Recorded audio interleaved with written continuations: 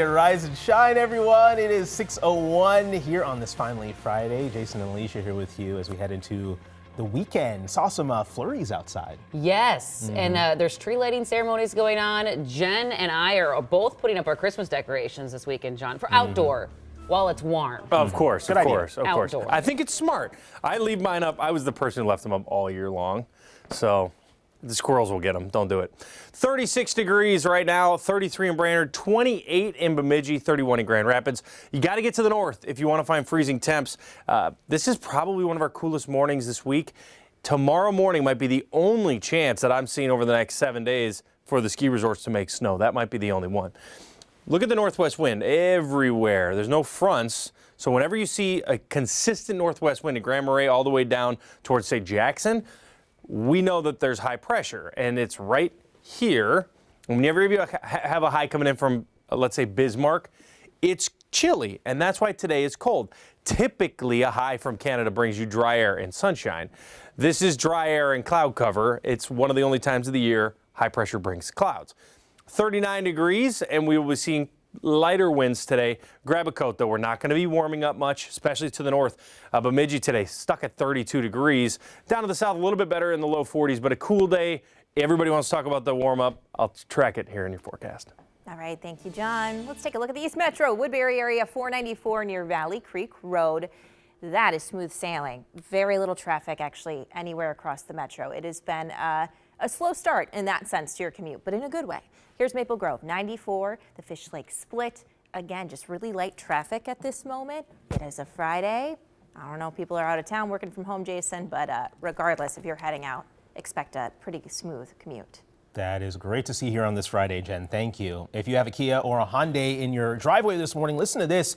In just under 2 hours, you can get free added protection from thieves. Yeah, of the almost 7,000 vehicles stolen in Minneapolis this year, NPR is reporting more than half are Kias or Hyundais. This is video from March, though, and it's just one example of how serious this problem is. That's a driver in a stolen Kia on 94 being chased by police through North Minneapolis before driving off the overpass. 2 juveniles were arrested. Thankfully, though, no one was injured in that crazy crash there. CC, those live in Minneapolis, where a team from Hyundai will be this morning to upgrade your vehicle's security. Good morning, CC.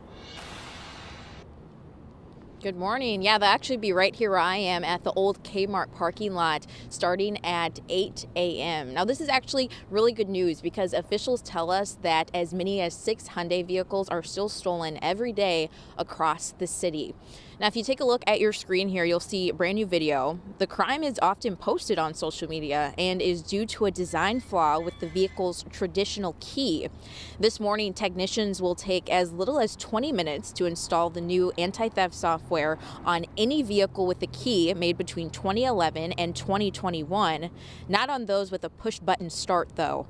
Right now, the feds don't support a recall, so Minneapolis Police Chief Brian O'Hara says this is the next best thing.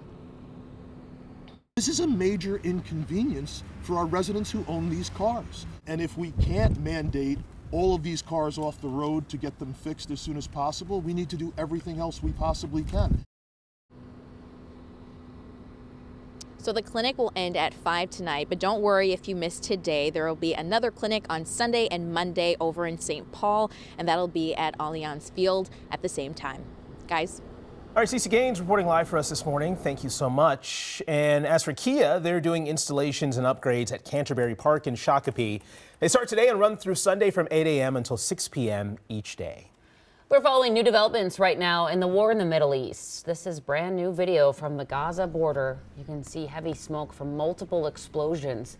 According to Gaza officials, airstrikes from Israel hit or landed near at least 3 hospitals.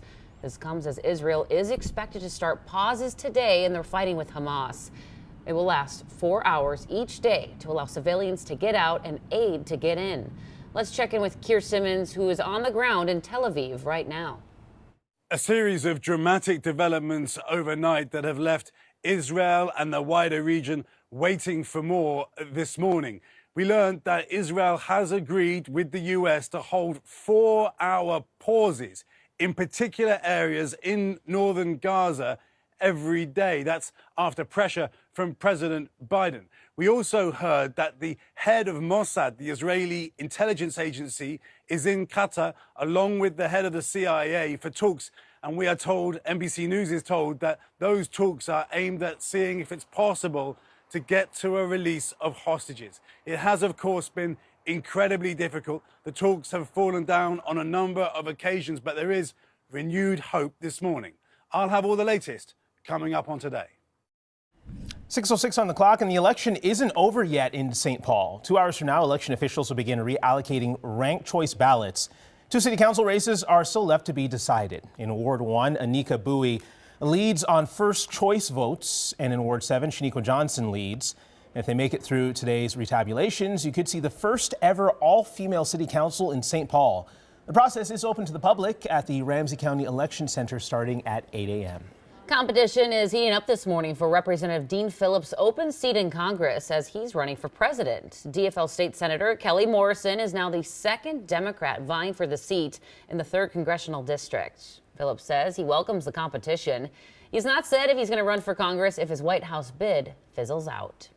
This morning, the U.S. Department of Justice is calling for extensive changes to a crime-free housing program in Anoka. In the last 16 hours, we've learned the DOJ alleges the program targets people who live with mental health disabilities. They say it not only discourages them from calling 911 for help, but also pressures landlords to evict them. The agency's investigation found that the city sent weekly reports to all landlords detailing all calls for emergency service going back at least 5 years. Those reports allegedly contained detailed information about tenants who called 911 and sensitive medical information.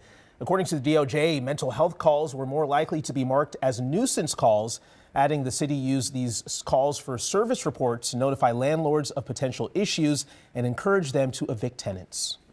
That's incredibly appalling that they would do that. We have enough people with mental illness who are homeless without the police department trying to push people out. Sue Abderholden with the National Alliance on Mental Illness says the DOJ report might just be the beginning, since state laws also protect against discrimination against those who call 911 for mental health support. The Anoka city manager says they have scheduled a meeting to review the findings and a list of directives the DOJ is calling for, adding that they will comment after that meeting. In the next few hours, Governor Tim Walz will lead a trade delegation to Australia. He tweeted about the trip about 13 hours ago. The trip will focus on growing the state's exports and showing how Minnesota is a top destination for business investments. This is the state's first ever trade mission to Australia. Big developments this morning on a story we've been following for the past 8 years. Residents in the East Phillips neighborhood of Minneapolis have raised the $3.7 million that they needed to buy the old Roof Depot site. It's not a done deal yet. They still need money from the state legislature that has already been promised to them. A neighborhood group says they're planning to make it an indoor urban farm and community hub. We have new details about the huge makeover underway at MSP Airport's Terminal 1. Good news, the renovation shouldn't interfere with any of your upcoming travels. None of the work, though, is expected to impact you because most of it's going to happen in the overnight hours. When it's all said and done, 6 of 7 concourses and 75 gates will get a refreshed look. You can expect brighter lights, new carpets, and better flooring. Our goal is to provide the best possible passenger experience that we can. And as you know, airports are continuous construction projects, and they're not easy projects because they have to be phased in portions in order to continue to accommodate the passenger demand that is coming through the facilities. The Metro Airports Commission and Delta are partnering on the $242 million project. It should be done by the end of 2025. Just about 6:10.